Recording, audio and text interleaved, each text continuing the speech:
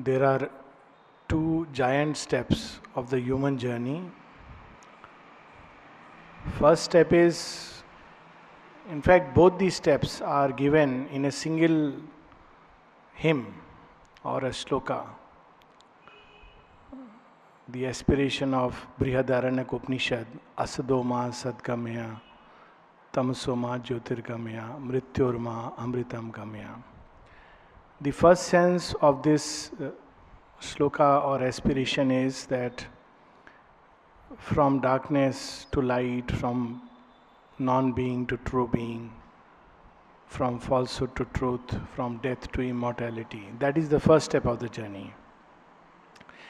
The same shloka can be interpreted in another way, not interpreted just intellectually, but even literally. And that meaning is, take me to the truth in the falsehood, of the falsehood. Take me to the light of the darkness. Take me to the immortality that hides in the cloak of death. Take me to the true being who hides under the cover of the non-being. So the first step is a release from the hold of darkness. The next step is the return to the darkness and its transformation and change.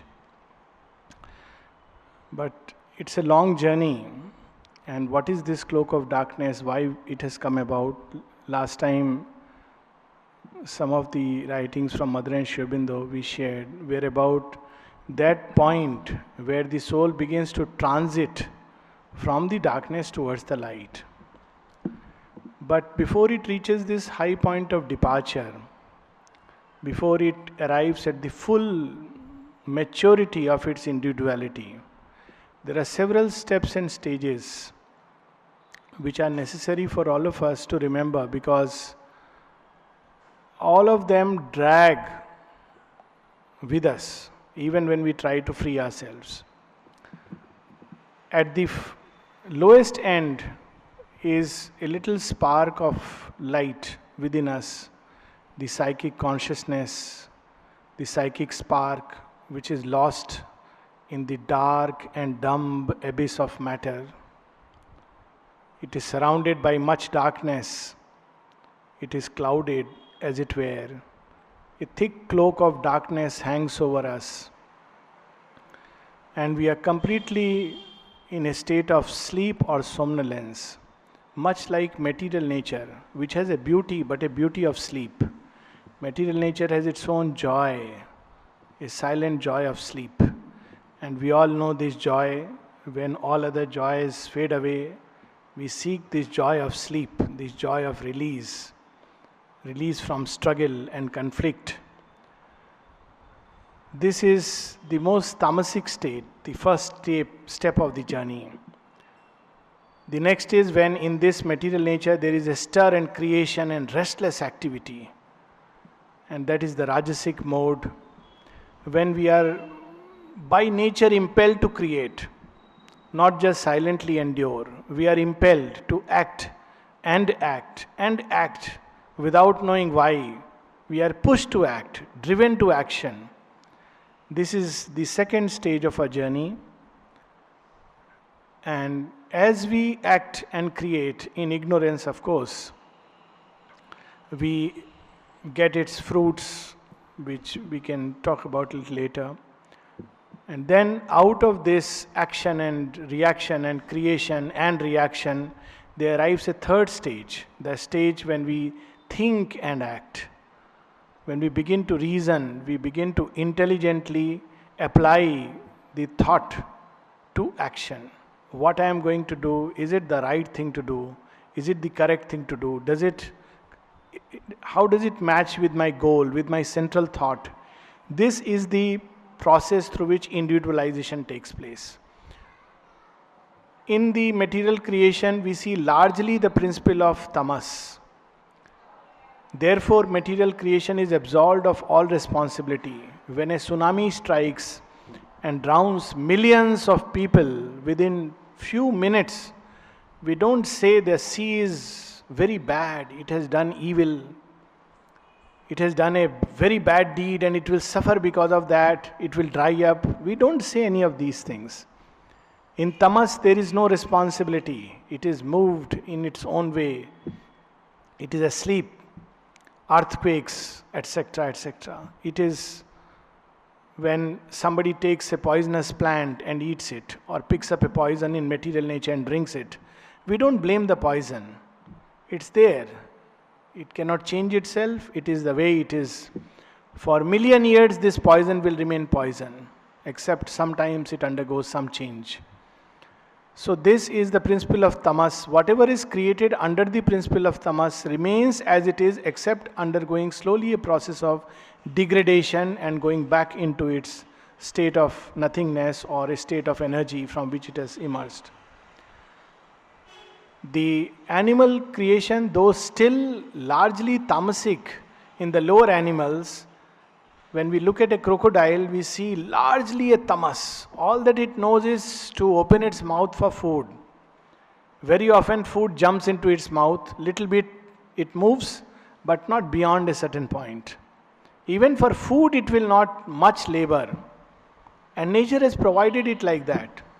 Anacondas, once they kill, for months they digest a single food. That is how they are built. So there is rajas, stir of activity, but still under the principle of tamas. But in the higher animals, we begin to see a rajas.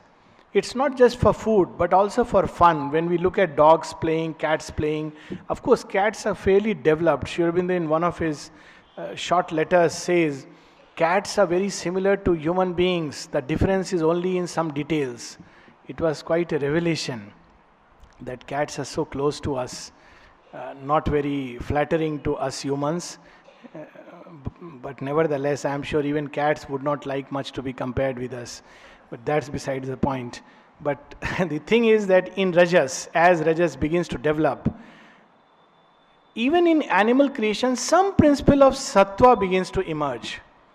The sense of right, the sense of what is just. Horses are known, for instance, to care for their master. There are famous stories where horses have not betrayed their master on the battlefield. They have carried him back, threatening their own life, or given their life for the sake of their master. There are dogs who are faithful. So there is, in animals, elephants are known even to hit back at an animal or a humankind if it has endangered its young one. They have that sense. Even animals, elephants are known to perform social rituals. Elephants perform burials. They actually gather around, much like what we do when we go to cemeteries. So there is nothing so special in these things. They are there in animal creation. Elephants do it. They have elaborate rituals of their own kind when somebody dies within one of their kind. So something like a reflecting thought. Yet in the animal creation, still because it's largely rajasic, there is no responsibility. And Sri Aurobindo gives this example. When a tiger devours a deer, we again don't say tiger is evil. Rajas is absolved of that. But in human beings, some principle of thought and intelligence, mental, reflecting intelligence begins to develop. And Sri Aurobindo gives a crucial importance to this. Of course, the Gita speaks abundantly of this, and this is a very, very important practical thing. Even toward the end, when Sri Aurobindo speaks of the yoga of integral self-perfection, he says the first step is to bring out this buddhi, which is within. It's easy for us to have this buddhi because buddhi is part of nature. We don't have to do some very deep meditation, concentration, or some kind of elaborate process to bring out the soul. Soul takes years and years to bring out the psychic being. It takes probably lives to open ourselves to the higher spiritual consciousness, to its higher ranges. And of course, at least a few lifetimes, a few generations before we speak of the ultimate transformation. But this starts with the emergence of the buddhi. In the yoga of integral self-perfection and of course integral knowledge, Sri Aurobindo says that buddhi is the highest point that human beings can reach. This creates what is called as the elite of the race. This is what really speaks of us as humans. before that, before the emergence of buddhi, before the buddhi has been extracted out of the rest of nature. Buddhi in the beginning is involved in nature. Though it begins to develop in human beings, that's why in human beings we have such a deep necessity to refer everything to thought. Even when we do something terribly, terribly wrong, we want to justify it, because as human beings, this is our nature. We need to justify it, because without that we are uneasy. Genuinely humans, of course. I'm not going into what Bhartari says. King Bhartari had a touch of humor, and he says there are many us humans who don't have horns and don't have tail and don't eat grass. So now that's another aspect of our humanity. But by and large, even tamas we justify. A person who sleeps whole day will justify why he sleeps whole day, because he needs to refer to the buddhi. A person who engages in any kind of activity refers to the buddhi. Now this buddhi is clouded. It's still under the influence of the tamasic and rajasic principle, as is very natural, because it is emerging out of it. Just as a plant in its emergence still depends on the roots to extract all the sap, so in its emergence the buddhi depends on the lower principle of rajas and tamoguna, and time and again they cloud it, time and again they cloud it. It requires a tremendous labor just to extract this buddhi and to purify it of all the draws of the lower nature. It's also part of the lower nature, but let's say the highest point of higher nature. And what are these stages? How to differentiate? What is this buddhi? How does it act? How does it react? How do we differentiate this buddhi from other parts of our nature? Aurobindo gives in a very, very beautiful way, in an elaborate way. I'm reading from Essays on the Gita, and this is there also in the Yoga of Integral Self-Perfection and in the Synthesis. But right now we read from here.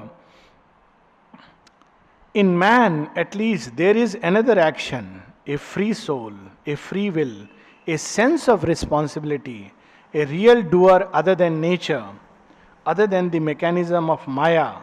This is a question mark. Aurobindo is not saying definitely it is there. He is saying there is a sense of freedom in us. It's given. Last time we were speaking of why there is a need of creating individuality. What happens in individuality? We make choices. We say, I choose. Now nature creates this illusion, because if this illusion is not there, man's evolution will be much delayed. By creating in us a sense of choice, nature actually hastens the evolutionary process, or so it supposes. It's very different that we don't really exercise this choice, or very often we exercise it in a wrong way, but nature at least hopes to do it. So it's one of those things which are created, and they are very real. I remember a small letter when Amalda asked mother, is there a free will in man or not? And then he says, I know everything philosophically. I mean, mentally I can argue in favor or against. But I just want from you one small answer, yes or not. No. Sometimes we want a black and white answer. Now it's one of the trickiest of questions ever posed, whether we are really free or not. Aurobindo has written an essay, Man Free or Not. Gita speaks in great detail, man is really free or not. In fact, he says much of mechanism of nature is yantra rudini maya. We are impelled, yet we think we act. So mother gave a very direct answer, because that's how the child has asked. So she says, yes, there is a free will, and then she completes it. This is the beauty of the Divine Mother. In one small sentence, she can convey so much. She says, yes, there is a free will. Then she says, it has been given to man. Now this conveys everything. It's a sense, it's a delegate. Nature in its highest movement gives something. It is still nature. But it says, look, I am going to hasten your evolution and you're going to collaborate with me. So I am giving you something. Like, people who cannot manage a big plot of land and business, etc., they give power of attorney. Of course, it's a very dangerous thing. Like the buddhi in man, those who are given power of attorney often seize the land and sell the original owner. But nature delegates this, says, I take the risk. Maybe you will misuse it, but I feel that you will help me in governing this big kshetra. So it delegates it. So Sri Aurobindo says, so it seems, because in man there is a conscious, intelligent will. Buddhi is full of the light of the observing Purusha, who through it, it seems, observes, understands, approves, sanctions or disapproves, gives or withholds the sanction, seems indeed at last to begin to be the lord of his nature. For a long time, man is, the soul in us is not the lord of nature. It is its slave. Wherever nature goes, it carries it. In Savitri, we have such a beautiful description of the three poises of the soul in nature. First, when it is submerged within the darkness and is carried by nature, it's Das. In Sri Aurobindo's play Vasavdatta, we have these three poises. First, nature is the Lord, and the soul is its slave, and is willing slave, happy slave. So we are happy when nature leads us in a certain way, we are very happy doing it. The next is when we become its equal. Third, we become, the observer. Third, we become its Lord. So nature allows us to observe and become its Lord and Master, who through it, it seems, approves or disapproves. Man is not like the tiger or the fire or the storm. He cannot kill and say as a sufficient justification, I am acting according to my nature. So man cannot say that. That's why the law of karma begins to apply to human beings. Of course, the way it's understood as, if somebody has done a bad deed, one is given birth into a very rich family, that of course is not true. There's the popular notion of karma. Very often it's the other way round, as the mother tells us. But the law of karma is an inner law. When we act under tamas, we are clouded. Its result is more and more confusion and cloud. When we act under rajas, we get one happiness and two sorrows free. Sometimes 5 sorrows free of cost. And it's a grace, so that we can understand that this happiness is transient and an illusion. So first we get the happiness, immediate result. Sri Aurobindo describes the result of rajas in a very beautiful way. He says it's like nectar in the beginning. There's very good advertisement of one chocolate. So when you taste it, it's very nice immediately. But after a while, all your hairs stand because it's very bitter towards the end. So rajas is like that. Within itself, there is its own remedy. When we do action under rajas, it brings immediate results. But after a while, everything collapses. We are filled with sorrow. And that is why in one of the prayers of the mother, she says, one should always mistrust the power of the vital, which often in its over-enthusiasm for work takes us in different direction. Vital always acts, wanting some results. And that's why one of the whole practice of yoga is to discipline this vital, which is the most difficult part. Vital is completely under rajas. But here he is saying, man cannot say that I am acting according to my nature. And he cannot do it because he has not the nature and not therefore the law of action, swadharma of the tiger, storm or fire. He has a conscious intelligence will, a buddhi, and to that he must refer his actions. If he does not do so, if he acts blindly according to his impulses and passions, then the law of his being is not rightly worked out. He has not acted according to the full measure of his humanity, but even as might the animal. So this is what Sri Aurobindo is saying is the principle of just being a normal human being. How difficult it is just to be a normal human being, though of course we are all candidates of a super normal humanity, but just to be a normal human being is so difficult.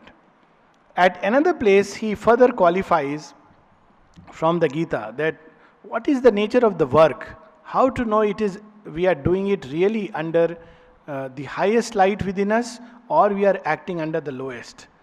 So he says the tamasic sacrifice, of course sacrifice is the law of life, whether we like it or not, it's extracted of us. The only difference is we may sacrifice to the ego, or we may sacrifice to the divine, we may sacrifice to the extended ego called the family, but nevertheless it's a sacrifice. And Sri Aurobindo had a very interesting, humorous little anecdote about it. When somebody asked him, what do you think about ritualistic animal sacrifice in the temple which is done in India? Many times we bring out the worst of India and portray it on the television and say, this is India. So Sri Aurobindo had his own touch of humor, and how, not only humor, he could see through all these appearances. He says, yes, but I don't know whether sacrificing the animal to the god is better or sacrificing the animal to the belly is better. Sacrifice nevertheless. So this is how sacrifice in its widest sense. So here he is saying that tamasic sacrifice is work which is done without faith. In fact, Sri Aurobindo says faith is the man. Whatever is our deepest shraddha, that we are. Without, that is to say, any full conscious idea and acceptance and will towards the thing nature yet compels us to execute. So tamas acts purely under a state of cloud and delusion. It has no measure of what is the thing to be done and what is not to be done, what should be done and what should be abstained from action. It just acts under a cloud, mechanically, done mechanically, because the act of living demands it, because it comes in our way, because others do it, to avoid some other greater difficulty which may arise from not doing it, or from any other tamasic motive. So these tamasic motive can even be, sometimes we don't act. Why? Because if we do it, there will be problems. Even this is a state of tamas. It clouds our intelligence. Action or abstention of action cannot be done under tamas. So that's what Sri Aurobindo is telling us. It will not be performed by the vidhi or right rule of the Shastra. It is apt to be done if we are in the full this kind of temperament, carelessly, perfunctorily, in the wrong way. So now we see why in the smallest acts, Mother would tell us, look, whatever you do it with full attention, consciously, in the right way. I have heard a very touching instance. That Mother is gone, and in the dining room she has shown us how exactly even to wipe the plates. It's amazing. I mean, even as doctors, one of the first things I learned when we clean the area for anesthesia or anything, when we give a cut, that don't go from periphery to the center, go from the center to the periphery. And the logic was very simple, because otherwise you'll drag all the germs to the center. So you must start from the center and clean it to the periphery. It applies so much also to our spiritual life. First thing is, clear the center. What is the motive? What is the intent? What do I wish to achieve from this? And then go to the periphery and not start the other way around. And in everything there is a vidhi. There is a right way of doing anything in this world. And when we don't do it that way, then our action is tamasic. We may do it all our life, do it mechanically, maybe appreciated by others, that look, this person, all his life he has done that. But all his life, our life, we have done nothing but only increase the tamas. So here Sri Aurobindo is saying, according to the right rule of the Shastra, will not be led in its steps according to the right method, laid down by the art and science of life, and the true science of the thing to be done. So in every sphere, there is a sattvic way of doing it, a rajasic way of doing it, and a tamasic way of doing it. There is a very small little story that there were people who were building a temple, and so they were doing all kinds of work. So someone asked one of them that, what are you doing? He says, oh, it's drudgery. Whole day I am breaking stones. I don't know when God will release me from this drudgery. So when we do that, it is a tamasic state. Mechanically, we have to do it, can't help it. The second person, when he goes few steps ahead, what are you doing? Oh, I am earning some money so that I can fly off to Dubai, and tomorrow I'll earn more money. So this is a rajasic state of doing. The third person had a lot of joy in his face. So he asked, what are you doing? Oh, I am building a temple and I am participating in my own little way in its construction. So this is the sattvic way. All three were doing the same thing, but the attitude makes a difference. So here Aurobindo is speaking of the tamasic, the rajasic, and the sattvic way. In everything, whether it be medicine, art, science, everywhere, from sweeping the floor to building an empire, to governing a kingdom, one can do it in tamasic way, in a rajasic way, and a sattvic way. The Rajasic man offers his sacrifice to lower godheads or to perverse powers. He does it, but his work is only to feed the ego or to further the asuric nature, the yakshas, or to the asuras and the rakshasic forces. His sacrifice may be performed outwardly according to the Shastra. All men who are rajasic and little intelligent and cunning, they do things according to the rule. You cannot pinpoint them by the rule. Ask of any good lawyer. Lawyers will pardon me, of course. I keep making fun of doctors also. So, lawyer, he will save the criminal perfectly, but by the rule. He will say technically he is right. Now, this kind of a thing is rajasic and doubly bad because one is using intelligence to justify a rajasic action. So here Aurobindo is telling us, he may do it according to his Shastra, but its motive is ostentation, pride, or a strong lust after the fruit of his action. It's not truth which is the concern, but the fruit of the action. A vehement demand for the reward.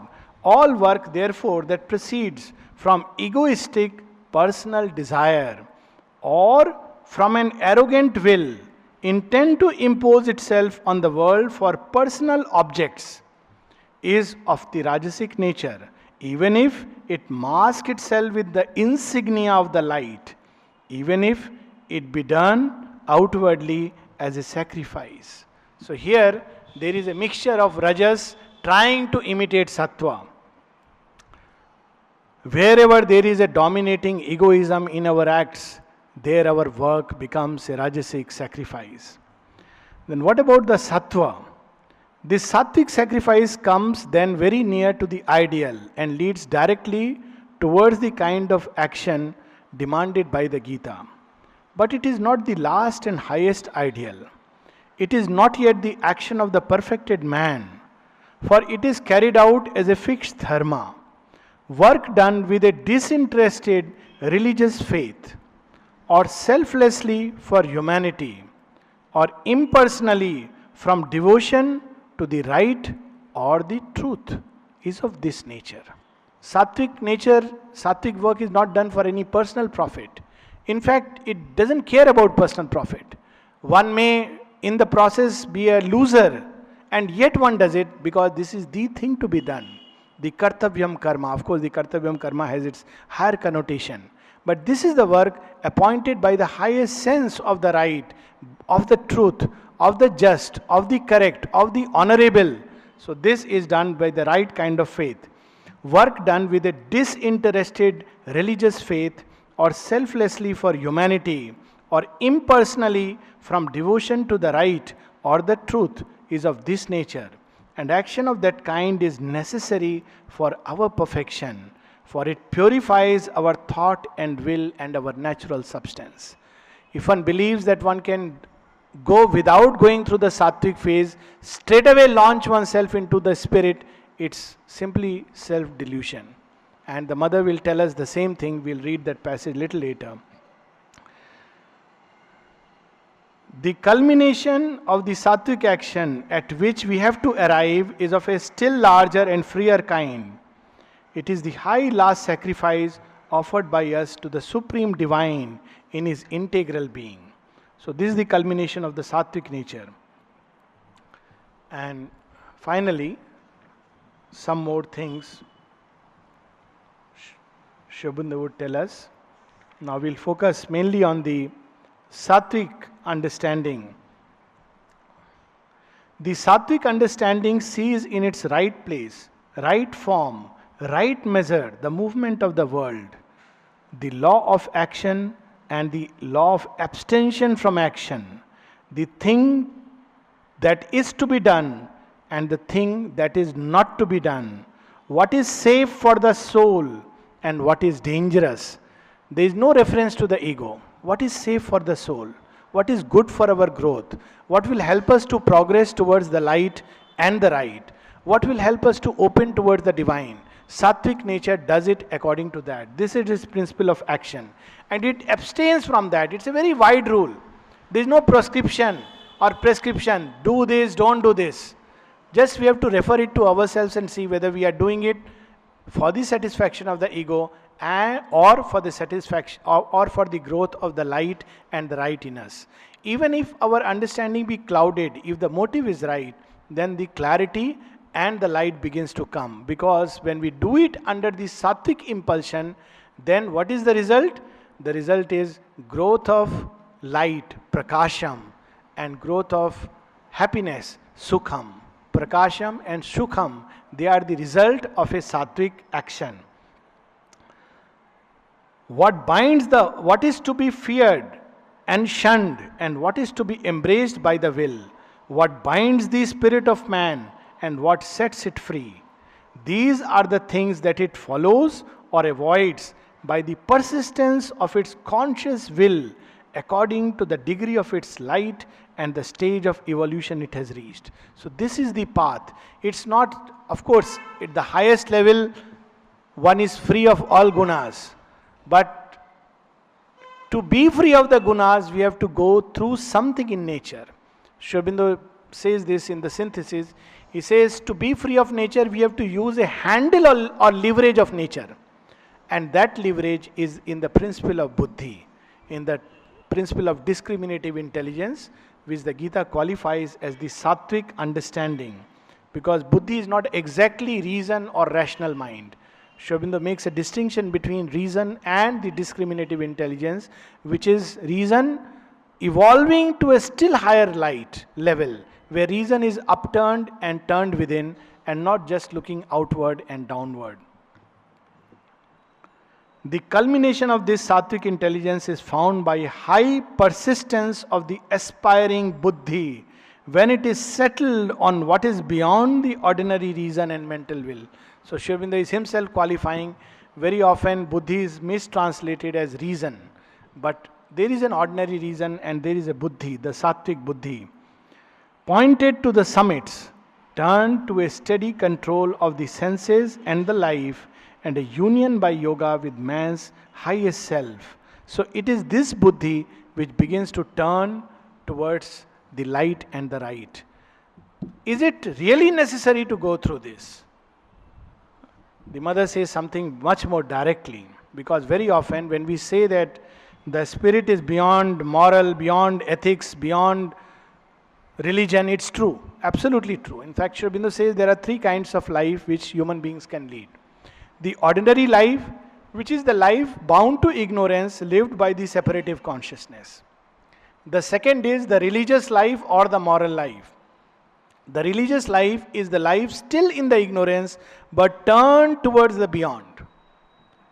And the moral life is the highest limit of this ignorant life, where we try to govern our life by some principle of conduct.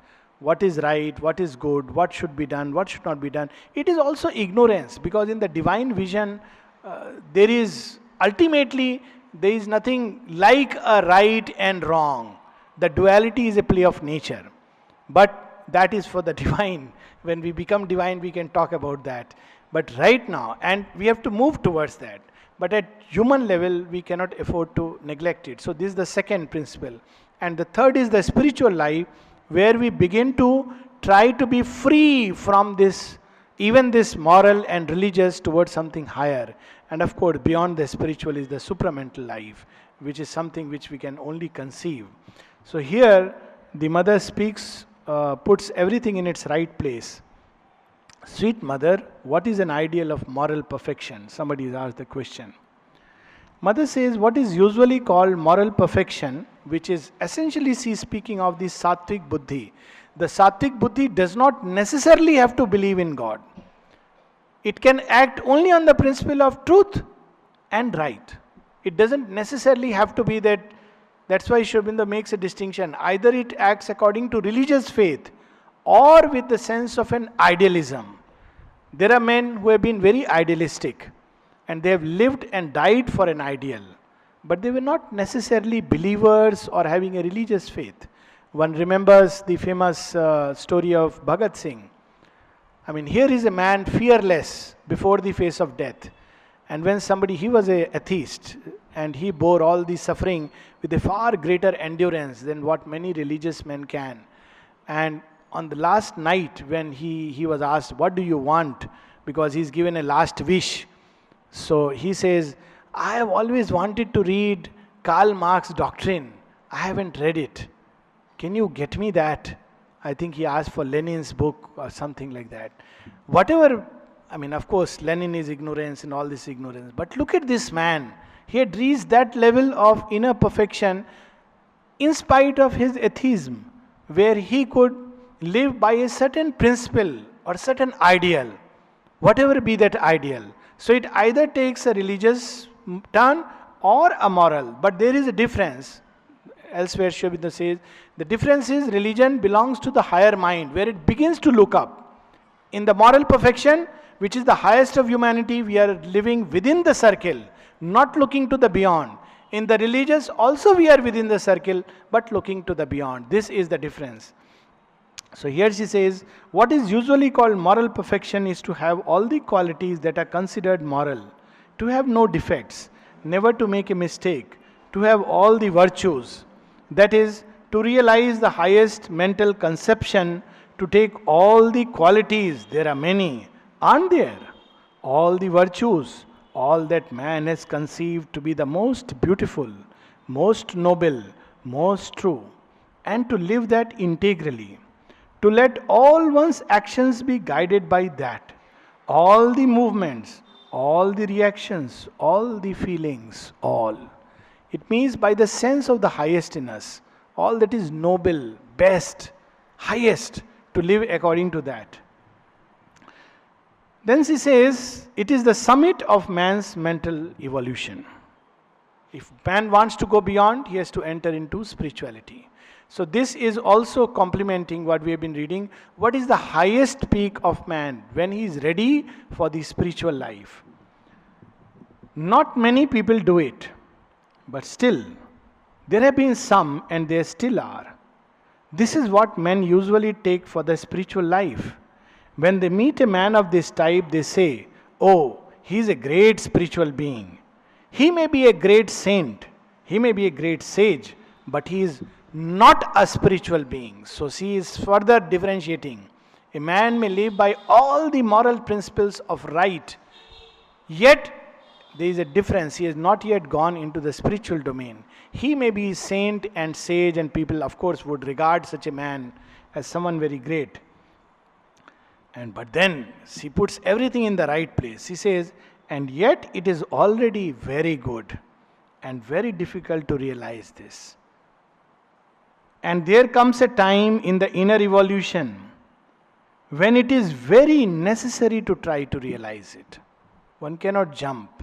There is a big chasm between the rajas and the spiritual. One has to pass through sattva. It is to be already, it is obviously infinitely higher than to be still guided by all one's impulses and ignorant outer reactions. So being beyond the gunas is not to fall below the gunas. Being beyond moral is not to become immoral. So this is what she is saying, that only one who is completely, who has known the law is ready for freedom and can be above the law.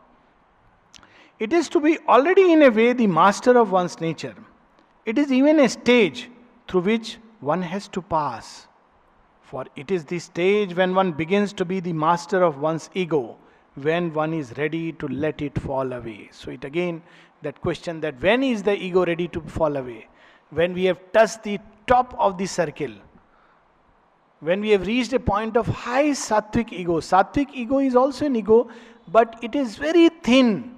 Already in sattva, one is no more living only for impulses and desires, for the vanity, for fame, name, wealth, power, position, or to just for some preferential interest of one's family members or friends, etc. One is living by something which is impersonal, some principle of light. It is also an ego, but it's a thin veil of ego. So that is when it is ready to fall away. It is still there, but sufficiently weakened to be nearing its end. This is the last stage before crossing over to the other side. And certainly, Mother is telling us, and certainly, if anyone imagines that he can go over to the other side without passing through this stage, he would risk making a great mistake.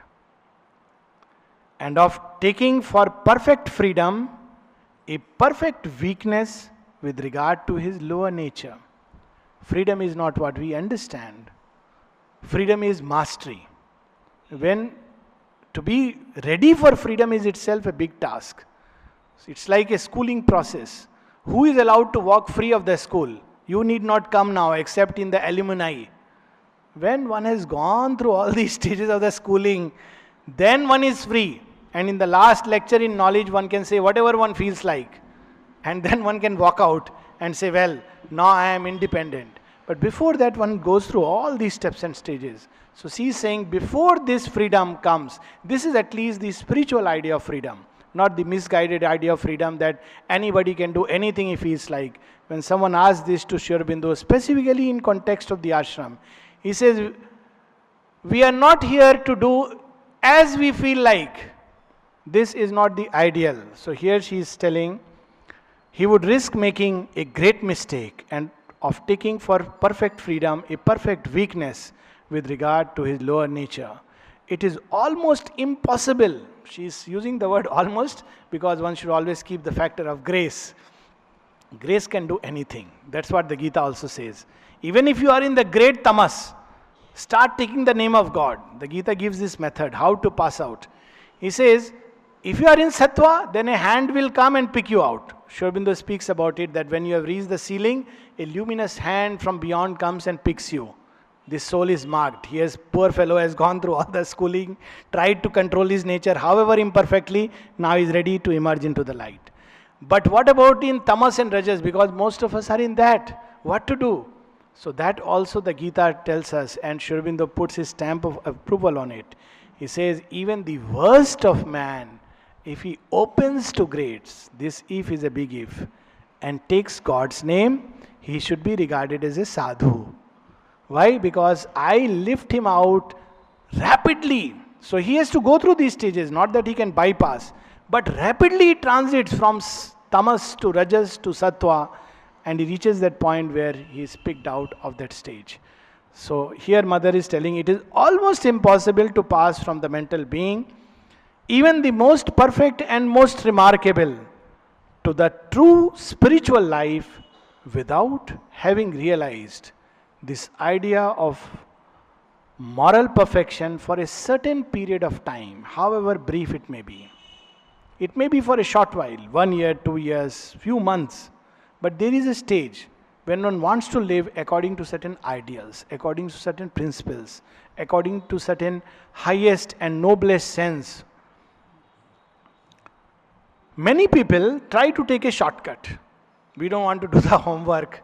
Mother is there, Mother's grace is there. I just have to do my work morning to night. I don't have to work upon myself. So she is telling us, many people try to take a shortcut and want to assert their inner freedom before having overcome all the weaknesses of the outer nature. They are in great danger of deluding themselves.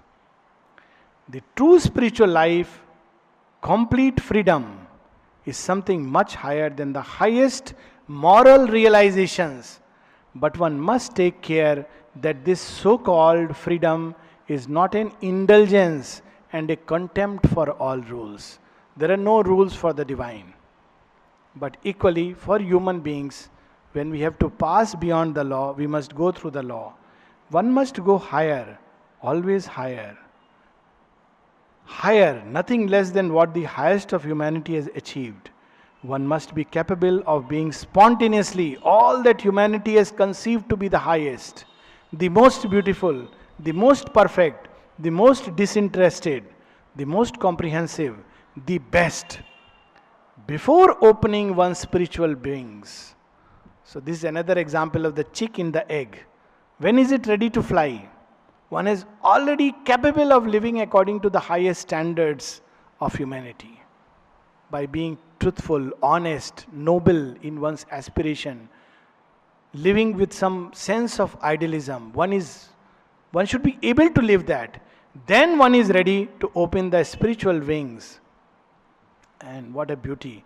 And looking at all that from above as something which still belongs to the individual self, in order to enter into true spirituality, that which has no limits, which lives in an integral way, infinity and eternity. This from Question and Answers, Volume 9. Forgotten the page.